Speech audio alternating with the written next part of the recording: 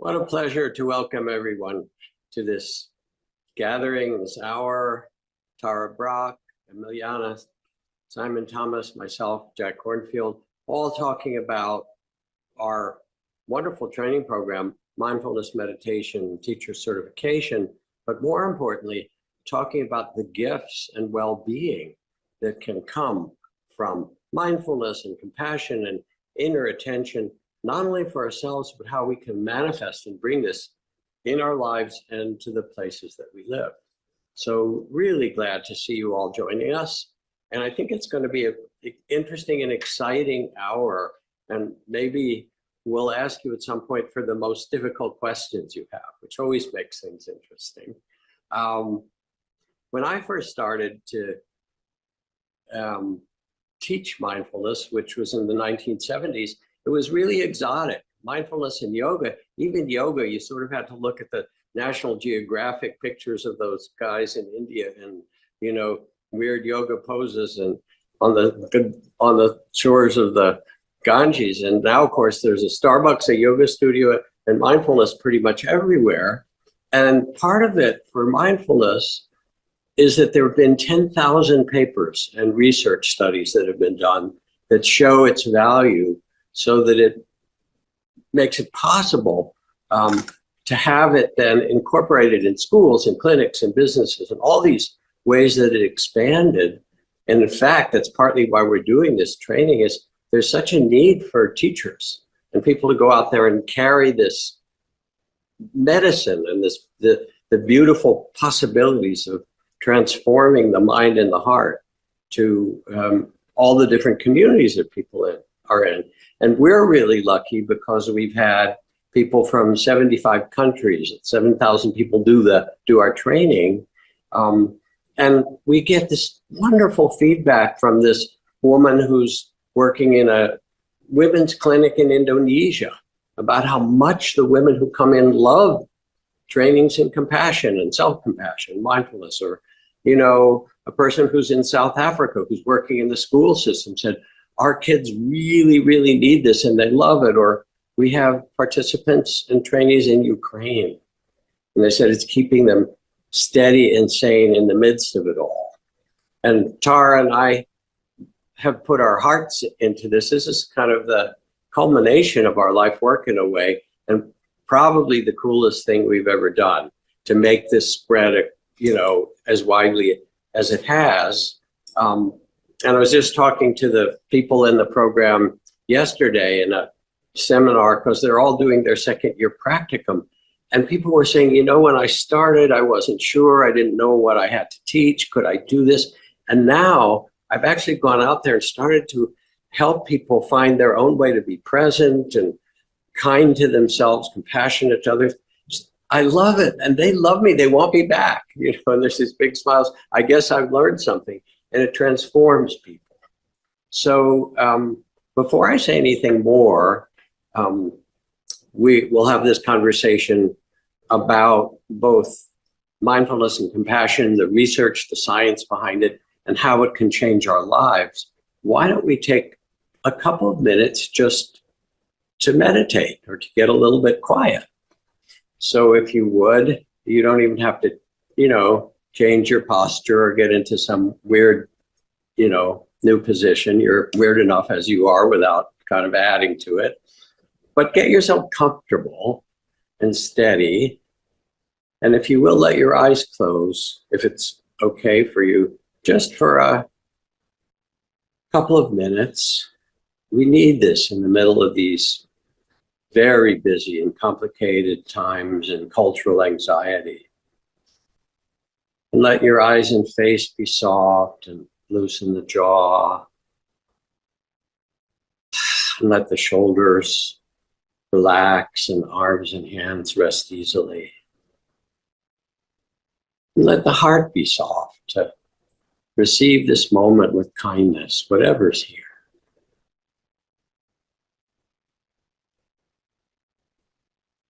Inviting a quieting of the mind and a tenderness of heart for this life, for this moment.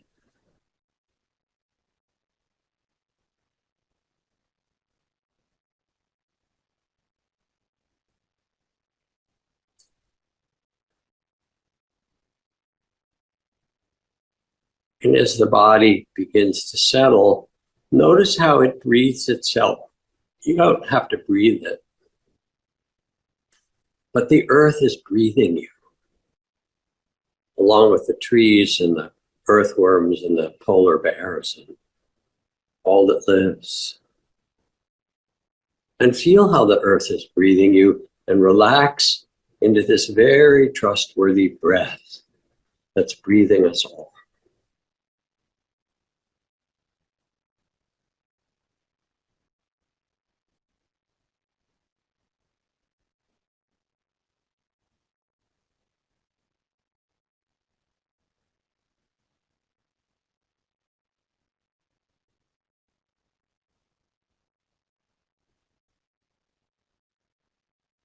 Ah, yes. Mind quieting, heart softening.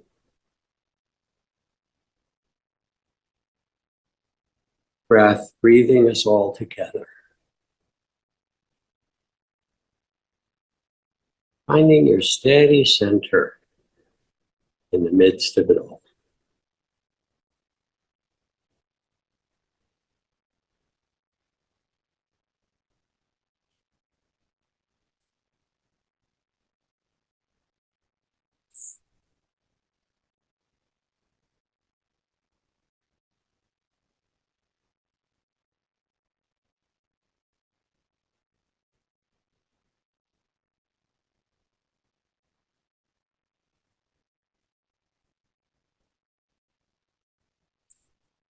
And allowing yourself to stay present as you are now.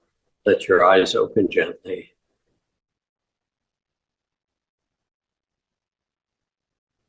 And let's take our time together in this spirit of presence and gracious, mindful attention. We all need it.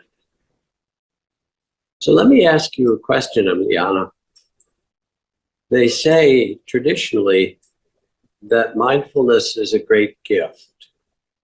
Mindfulness training, compassion training.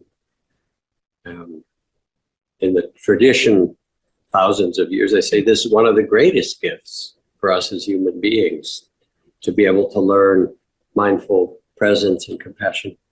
Can you talk about that? How do you understand it as a gift? What a beautiful question, Jack. Thanks for asking. When I think about mindfulness, and you did ask me that question, yes? How is it a gift? Mindfulness, compassion. It's a gift in that it provides an opportunity, or mindfulness is a gift in that it provides us an opportunity to have a relationship with where our perception goes and to be involved in the mental experiences that we have in our day-to-day lives, such that we can have intentionality, we can be deliberate, we can allocate our massive computational capacity, right? This magnificent nervous system, this brain with billions of cells and interconnections, we can use it in the way that we know aligns with what matters most to us, with the capacity of mindfulness, rather than being just a reflexive person or creature that responds in a kind of inadvertent or unintentional way. So it's a gift to be able to play a role, to be included in our own mental and emotional experiences. Right. So instead of just acting out of habit or reactivity, it lets us, in a sense, pause and say what really matters, or to be deliberate. And I find one of the great gifts is that both mindfulness and compassion, and kind of they come together really, allows me to step back from the things I get entangled with, the worries and fears and the things I have to get done and all that stuff, you could say, that goes through us. Take a breath. Say, okay, there's worry. Thank you. You're trying to keep me safe. There's fear. There's hope. Okay, thank you. Now let me check in and just be here and see the person in front of me and tend to things in a beautiful way, to step out of all of that and be present. There was a sign in the casino in Las Vegas that I saw once that said, you must be present to win. And it's true in Las Vegas. And in a way, the ability just to pause and step back and not be caught in everything soothes our nervous system, kind of brings us back to center and brings a kindness. You're the scientist. Am I explaining it right? No, I think that that's exactly right. And that's what the scientists who put people into an fMRI scanner or who attach electrodes to the chest or the scalp to try to measure what's happening in the body, or who draw blood find consistently time and time again. When we are either practicing a moment of mindfulness, or when we have practiced enough to have a demeanor, right, or have a worldview or outlook that is more mindful and compassionate, all of these systems behave or engage in a way that is consistent with your description, that there's calmness. There's a recent publication that I got really excited about that was about the specific emotion of contentment.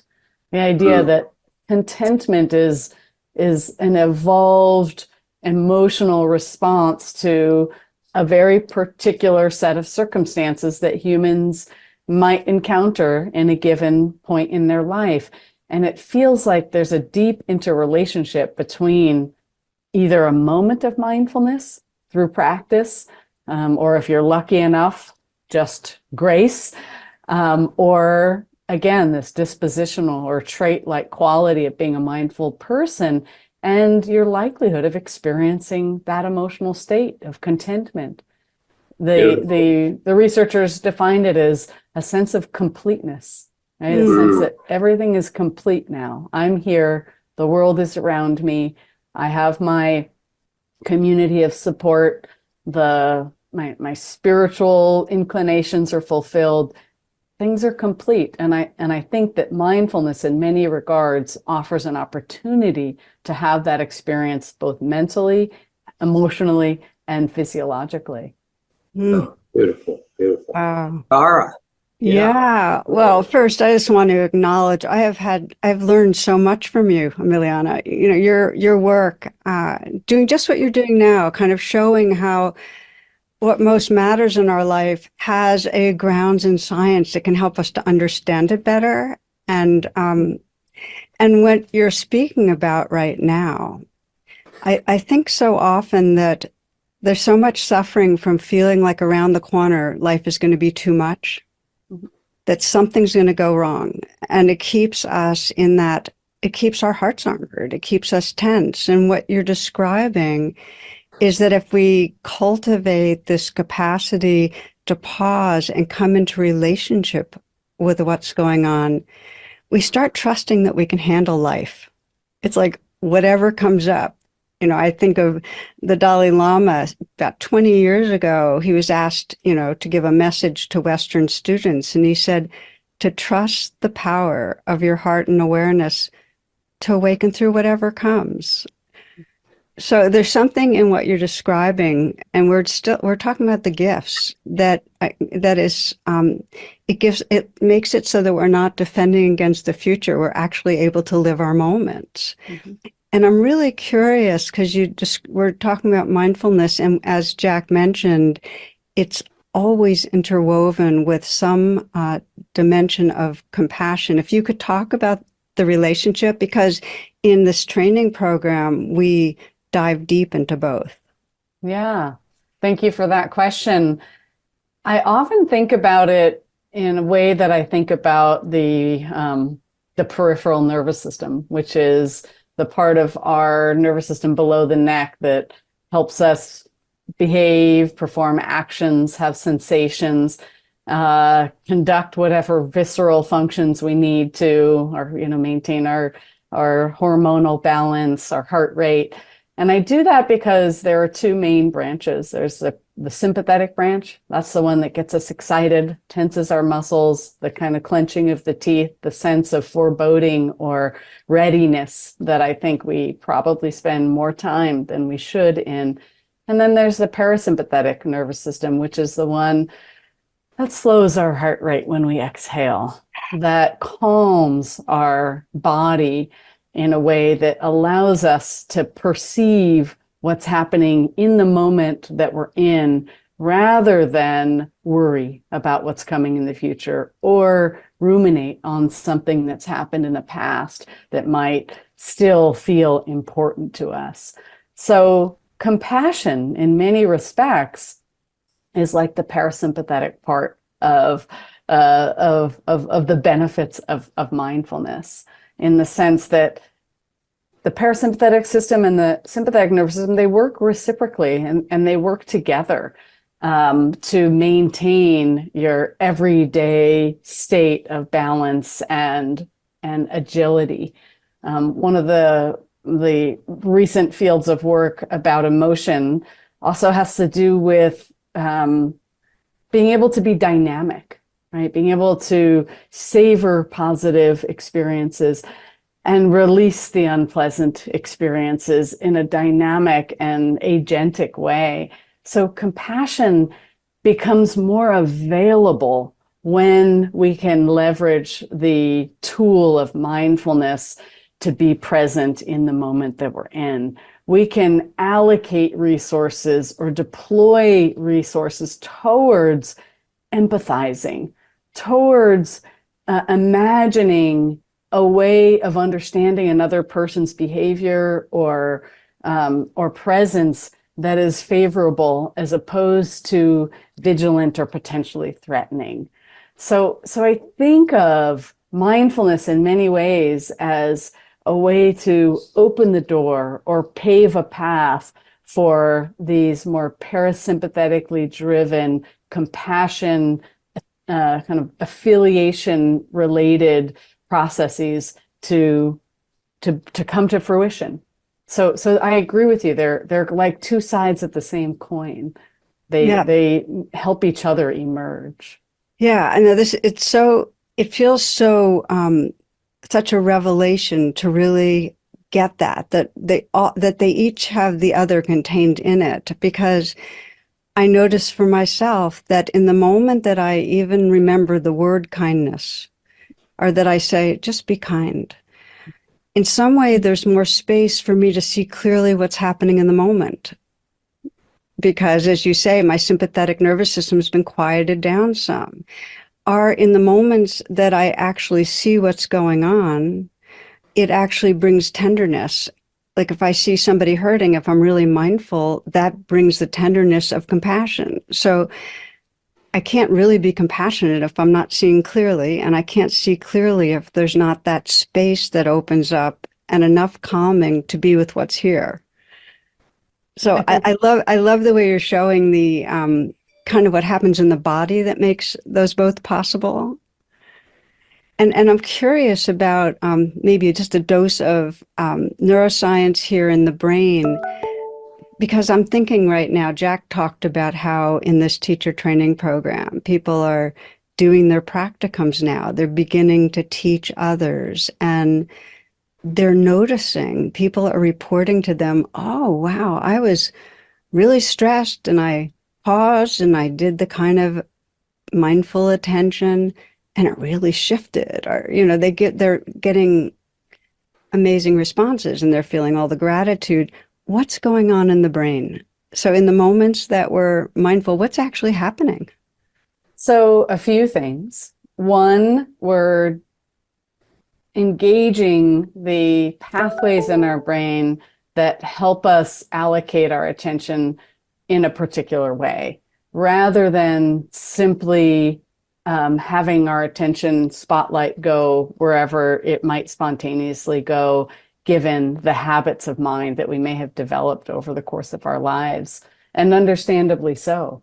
So we're actually using that little muscle or that neural strength to deploy where our attention goes in the place we want it to go, rather again than just going willy-nilly. Secondly, the way that we tend to reallocate attentional resources or the oxygen and glucose in our brain is that it moves to the periphery. So by habit, our nervous system kind of helps us survive by learning associations. We figure out, okay, this pain, that pleasure, I want to go away from that, avoid that, and want to pursue and go towards that. And once I figure it out, I don't have to think about it anymore. Just a habit, just a reflex. Turns out that when we do that to an extreme degree, we lose opportunities to actually notice the plethora of complex and remarkable information that is continuously available to us, because we're automatically judging things that maybe aren't as clear, right? We're being kind of quick and heuristic about it. So in a moment of mindfulness, instead of trying to bring whatever is around us into that system of associations, that autobiographical narrative of who we are and what we want and don't want, we can actually just witness what's there in its own right and have a more open and, for lack of a better word, loving demeanor towards the information that we are perceiving in a given moment. And I think that's what people are seeing. Instead of being kind of, intense about how anything that's going on can or cannot easily fit into who they think they are and what they need and where they want to be, they can just see it in its own right and maybe figure out what is lovable about it. And that's a very pleasurable way to walk the world. I love what you're saying, because so many people that decide to take this training say what motivated them was that they were stuck in a self-narrative, basically being down on themselves and distanced from others, angry, resentful, and it kept replaying, and it's replayed, for decades.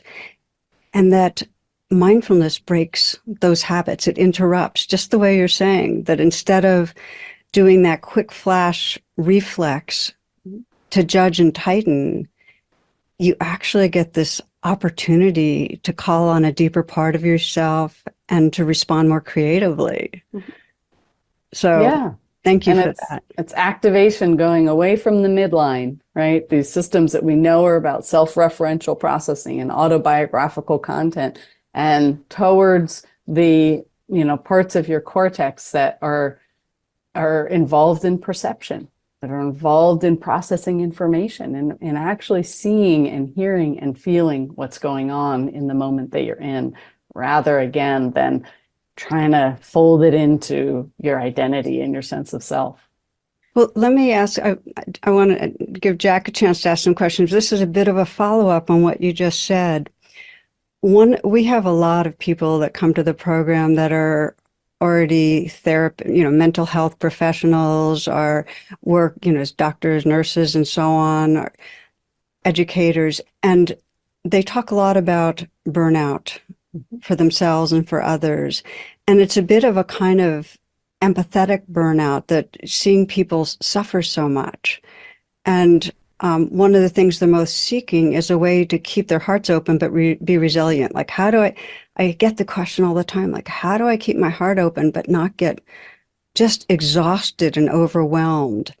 And my understanding is it has to do with some of the differences between compassion and empathy. And I was hoping you could flesh this out for us, because I feel like it's such a valuable thing when we're teaching others on how to be in a suffering world and be helpful, but not get, completely flattened by it.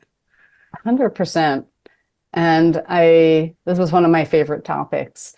And I love the opportunity to try to explain the difference between empathy and compassion, and how empathy ultimately doesn't have as much immediate and obvious benefit to an individual without a little extra step.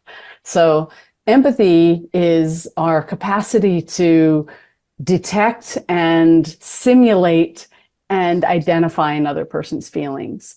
And empathy crosses the affective landscape. So empathy can come into play when we're in a room full of laughing people at a comedy show, right? Which is a wonderful experience. Maybe you even didn't quite hear the joke, but everybody else starts laughing and you start laughing too, right? You're mirroring this experience and it's actually wonderful. And then empathy can also be what happens when you're sitting across from somebody who is extremely distressed and your body simulates something similar to the distress that you're perceiving in the other person. And your mind tries to make sense of, well, what is that feeling that I'm having? And this is the point at which the path kind of divides. One option is, oh, I feel distressed too. This is I remember another time when I felt this way and things were really terrible. And I actually dislike feeling this way. And so I don't want to be here anymore. I don't like this. I'm going to distance myself from this situation. And the other path is, oh, I feel this in my body, but I understand like fully that this is not something happening to me. Not, I didn't lose my job. This person across from me did. And actually this arousal, this extra feeling that I'm having in my body is one, to help me understand them, and two, to give me some actually extra strength to be a heroic source of support to them. And my presence and my capacity to put my hand on their shoulder in a loving and tender way is of profound value and benefit to them. I can't give them their new job, right? That's not my role here. My role is simply to be a human that can provide solace and consolation in that moment. And that is tremendously valuable to alleviating their suffering in that moment. And so that skill of thinking about your empathized distress in a way that is not personalized, it's not about your autobiographical memory, but is about your strength and agency and your empowerment to be a source or a force of good in that moment is something that you have to practice, right? And evolution didn't like adapt humans in a way that prepared us to have certain people be in a kind of profession where they were, or an occupation where they were constantly in front of other people who were suffering. But that's how we've organized our societies, right? We have professional sectors. Some people get to spend time with kids all day. Some people get to talk about science all day. Some people get to support adults, and some people sit across from people who are in pain and who are suffering. And so to be able to channel that core capacity to simulate and understand other people into a behavior that is compassionate, that is loving and kind, takes practice. It takes training and skill, like any other thing you want to be good at. And that's why mindfulness is so central, and why so many studies have actually demonstrated that in healthcare providers and mental health professionals, actually having a practice of mindfulness enables them to manage that kind of experience, that interpersonal dynamic, in a way where they feel compassion and they can really tap into or lean into that indefatigable capacity for compassion. Yeah. You don't actually get too tired for compassion. So yeah, that's a skill and it's a training, and it works. It's just say that is so beautiful what you're saying, because it really is boundless compassion. It has a meaning that we can keep on being compassionate, and that the way you described it, it takes practice, but we can train ourselves to be empathetic and then add that mindful presence. It's kind of a comprehensive mindfulness that knows that, it doesn't get us identified, that keeps us caring and yet able to act. And that's a kind of freedom, and it allows us to serve. So it feels to me, and so many people on MMTCP, I was thinking of one woman who works with surgeons and with medical professionals in a New York hospital and did so through COVID. And that was the piece, Emiliana, that she brought to them, was feel the empathy, but add in that mindfulness so that you can care. And one of the things, and I'd love your confirmation on this about that, is that empathy alone, activates the limbic system, and it can feel really unpleasant. Whereas compassion, evolution rewards it because it actually feels good.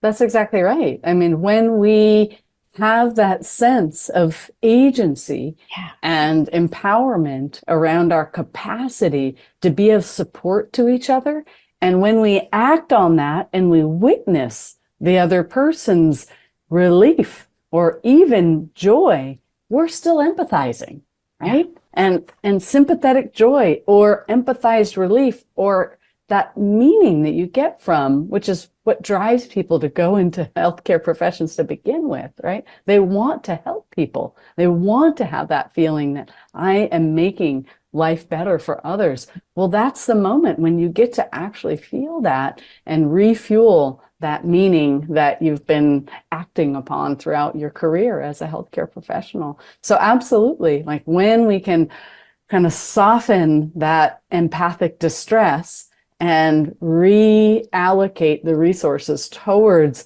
that generosity, that agency, that empowerment to be a source of support, that is innately fulfilling and rewarded in the brain. We know that these pathways that often get mentioned in contexts of, doing studies with primates and giving them sweet things to eat, or doing studies with humans and rewarding them with money, these pathways that signal pleasure also signal pleasure in response to the warm glow or the helper's high, which is that feeling you have when you know you've done something that has benefited another person.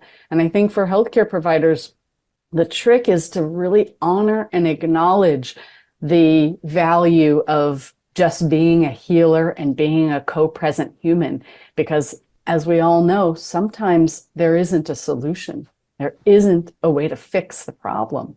Like, we're all going to get really old. We're all going to suffer some kind of illness. And regrettably or not, who knows, it's a bigger philosophical question. We're all going to die at some point. And that's painful. And that's hard. And that's hard for care providers to really grapple with when they can't fix it. They can't cure it. But they have to realize that just being there, just offering that companionship, that supportiveness, that love, that hope, that connection is the value. That is the contribution, and it matters. Thank you. I mean, that's a message to caregivers. It's a message to all of us with our families and friends and loved ones. We can't fix, but we can co-presence. Mm-hmm. So, Jack. Yeah, I'm listening and really touched by it.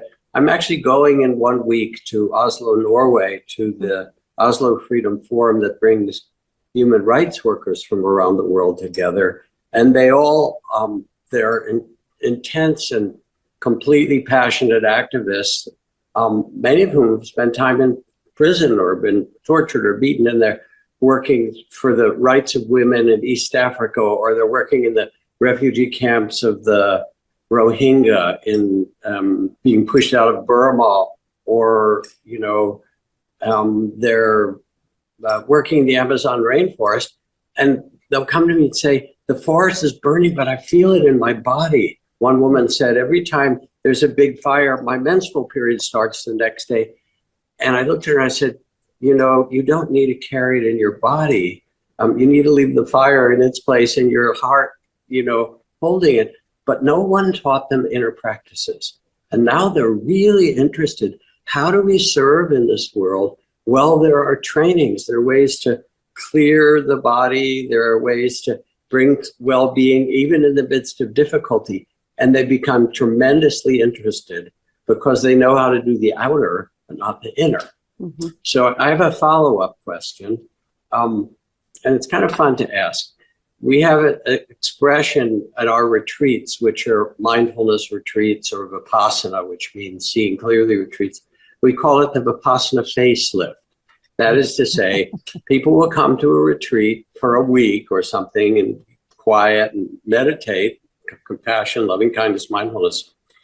And they come in tired and a little bit stressed from our culture, and at the end, their brows are clear, their eyes are brighter. You know, we could sell this stuff in Hollywood. It's so good. So it's a beautiful thing. And there's a healing dimension to this, whether it's the activists or whether it's the school teachers or whether it's the school children who also these days carry that.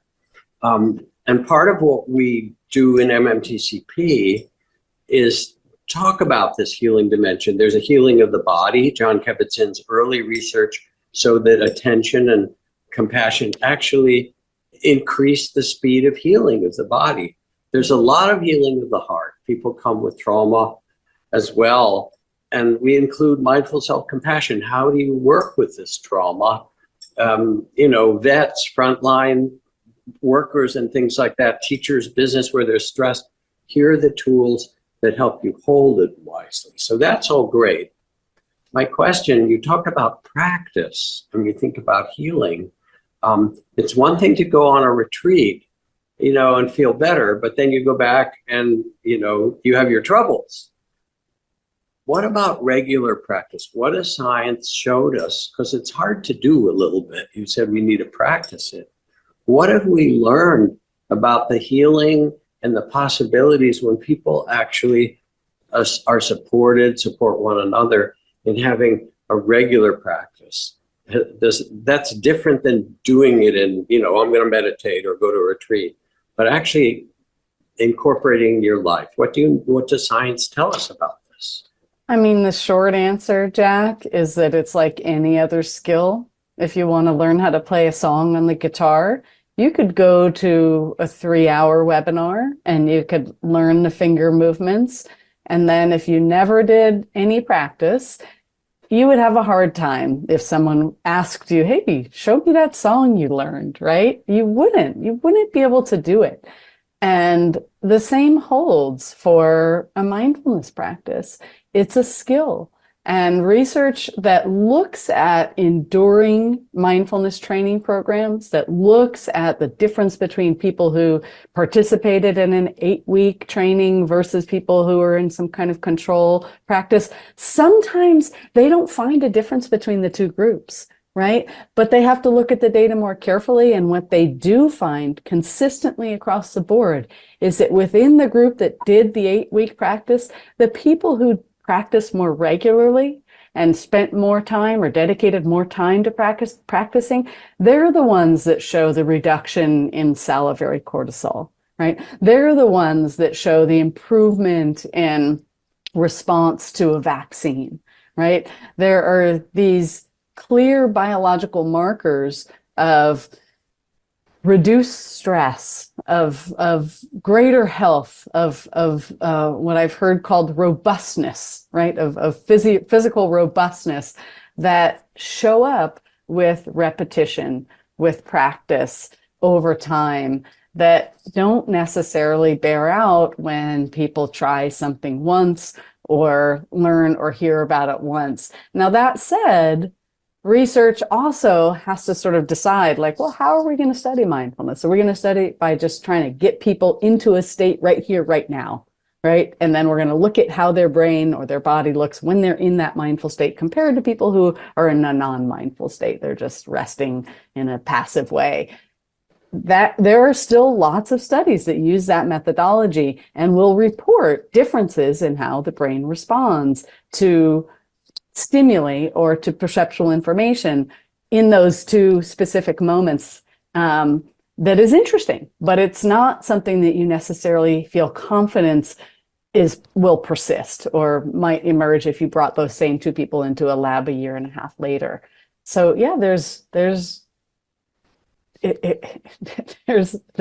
a pattern of learning that our nervous system and our brains show with repetition, with continuing to have a particular behavior met with a particular response or consequence, where those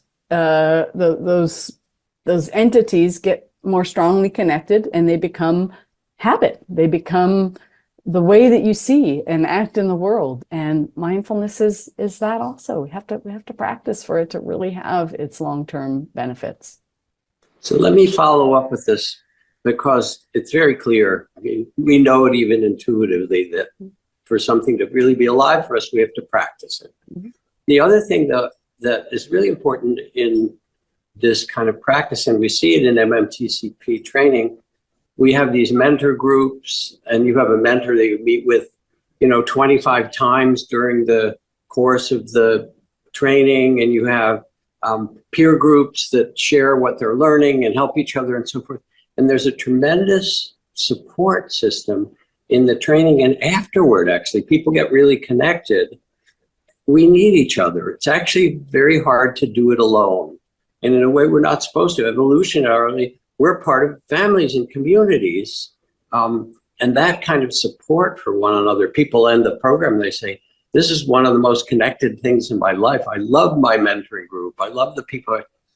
What does science say, not only about practice, but about the need to have support, to have a meditation buddy that you sit with every morning at 8:15 for 20 minutes, or whatever it is. What does science say about the need for community or support or connection? Yeah, I mean, it's such a good question. In the context of mindfulness practice, I feel like there is not as much evidence as I would like to be able to talk about that highlights the role that the group plays in the impact or efficacy of a mindfulness practice or program. It's often like in the individual level, if you do the program, do these things change? More generally, though, we do know that being isolated, being ostracized, being lonely comes with a host of ill consequences. It's innately stressful to be isolated from others. When researchers look at what happens in the brain, if you have people playing a game with 3 people, and then as part of the game and part of the experiment, one person gets left out, right? They suddenly aren't being thrown the ball anymore. The pain signaling areas in their brain start to activate, right? It's painful to be socially ostracized. So that role of connection, of knowing that we can navigate the world more easily and seamlessly when we're in relationship, when we're in community, is a factor in the efficacy and the impact of mindfulness practices. I also think that there's an accountability element, right? Whenever a person endeavors to do some kind of behavior change or habit change or life change, if there's some shared accountability around that life change, and I do think that having that buddy, having that community who you share that sense of commitment with, makes you more likely to actually comply with your goals or your path of change. And then finally, I think there's real benefit to the supportiveness that a sangha or a community or group that you practice with provides when mindfulness practice results in a greater connection with difficulty, right? The mindfulness practice isn't always like rainbows and flowers. Sometimes the awareness reminds us, and I think, Tara, you alluded to this earlier, people have early adversity that they come into touch with in a profound way. And doing that alone can be rather frightening and unpleasant. And so being able to have this vulnerability about our experiences, our emotions, our process, and even the challenges of maintaining a mindfulness practice in the company of others, in friendship with others, promises greater success. Well, One of the things you're people actually really just love. pointing to what so many report to us about the program, which is that being in a group allows them to process vulnerability and to grow and learn in a way that they couldn't have alone. They needed that support.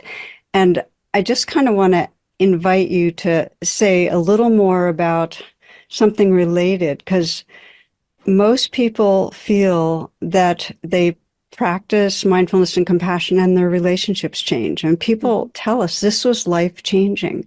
It affected all of my life. And our biggest separations come from, judging and blaming others and ourselves.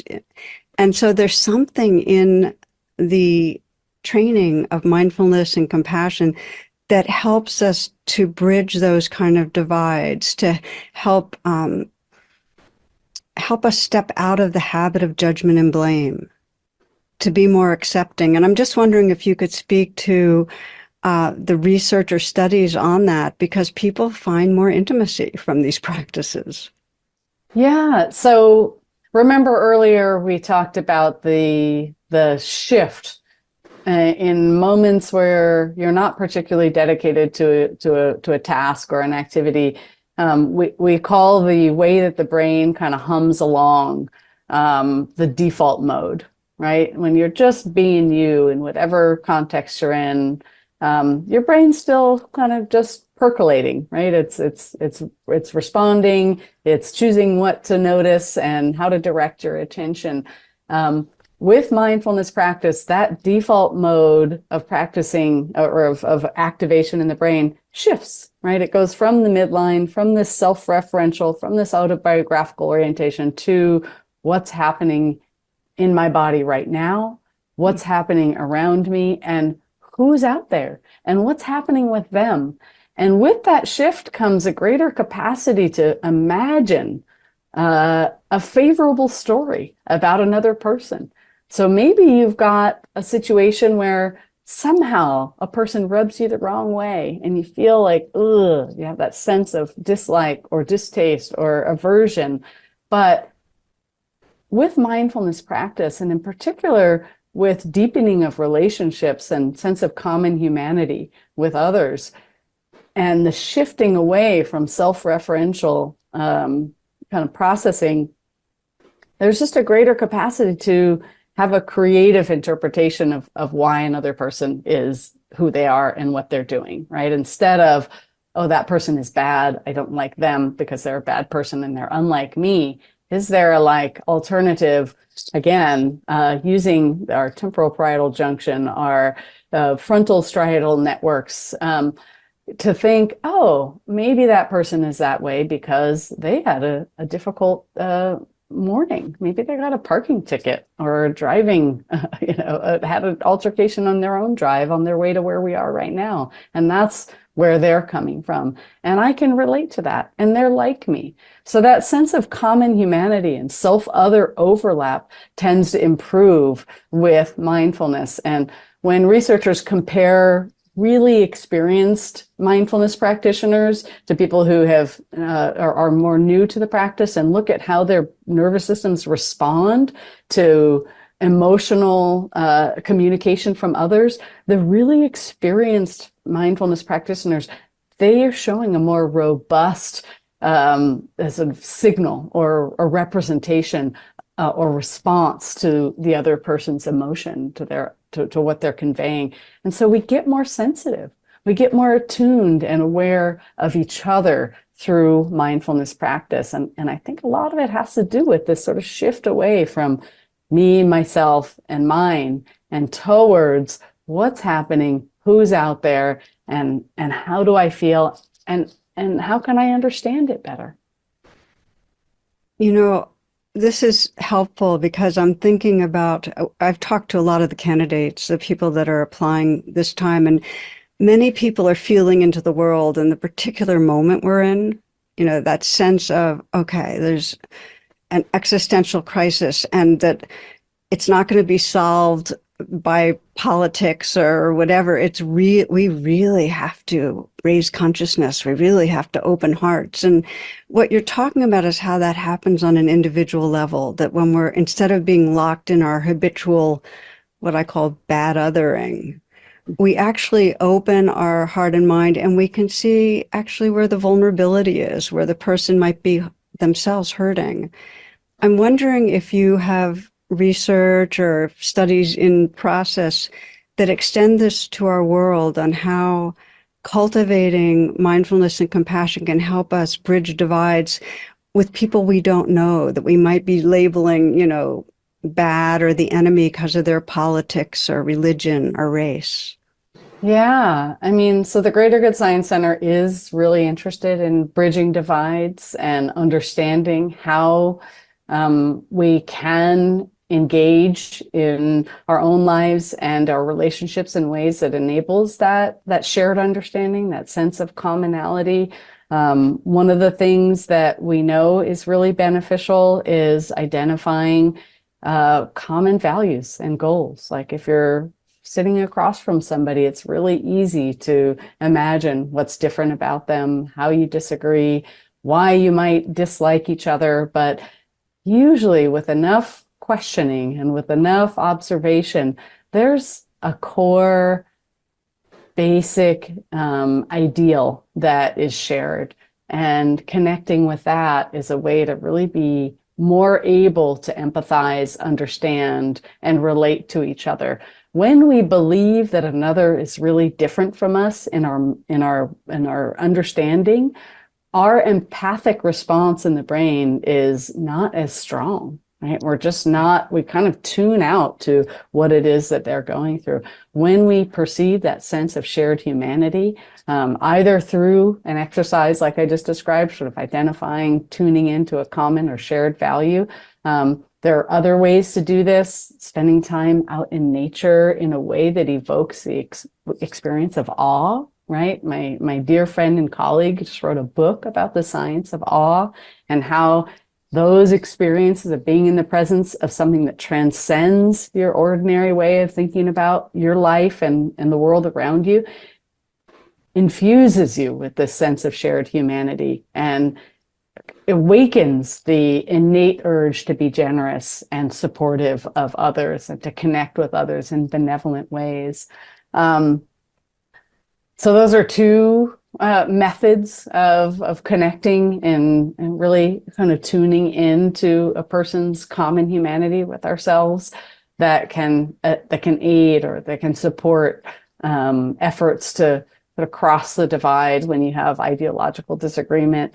I think another strategy that aligns with a mindfulness practice is tuning into like the long view as opposed to the immediate fix. And this is the second time we've kind of touched on this idea. I think some of the despair around the existential challenges that we might be facing is linked to, I want the solution right now. We have to fix this today.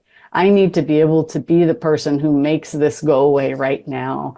And the time scale is just not like that, right? It's just not going to be that. And so as long as we're kind of wanting that, we're going to be disappointed by that. And so having a little bit more grace and patience around the discovery of a consensus around a particular aspiration and faith and honoring in your capacity to contribute to a long change feels really valuable in the context of bridging divides. Like we're all here now, we're doing this iterative thing that will make a difference, maybe not in our lifetimes, but it matters that we're doing it. I feel like that is something that science has revealed about the benefits of mindfulness. It allows you to kind of see the more global perspective on the challenges that we're facing in a way that is empowering and sort of sustains your compassion and your generosity. Yeah, thank you.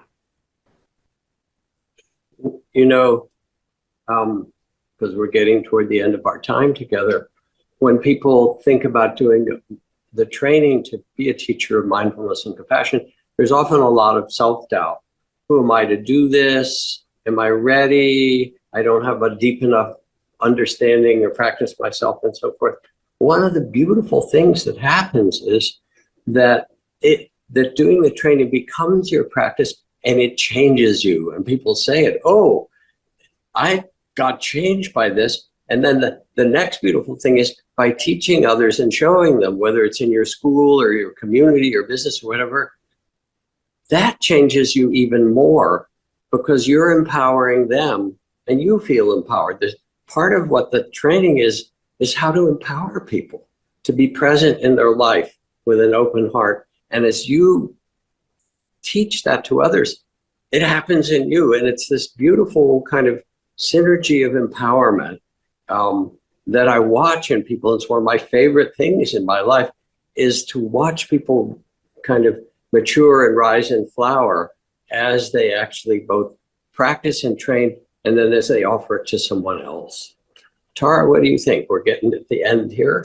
Yeah, well, I want to reiterate what Jack just said to all of you who are listening, which is that most people come in and there's some part of them that says, you know, who do I think I am? Who am I to be doing this? And I've been inspired by Greater Good, Emiliana, and other research that really talks about how the practice itself deepens self-acceptance and self-trust. And people come out the other side more inhabiting who they are, more empowered. And as Jack said, and then the more we serve, the more we feel a larger belonging and that contentment. And I love that we started with that and maybe to end with it. So I want to thank you, Emiliana. First of all, it's been amazing to have your energy a part of it and to be holding hands with Greater Good. Just really beautiful. So a bow to you.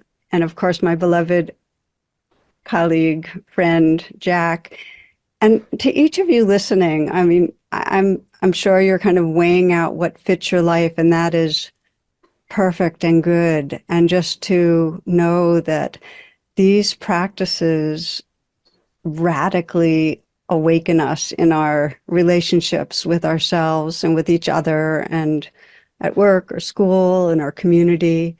It's really part of the healing of the world, the evolved consciousness.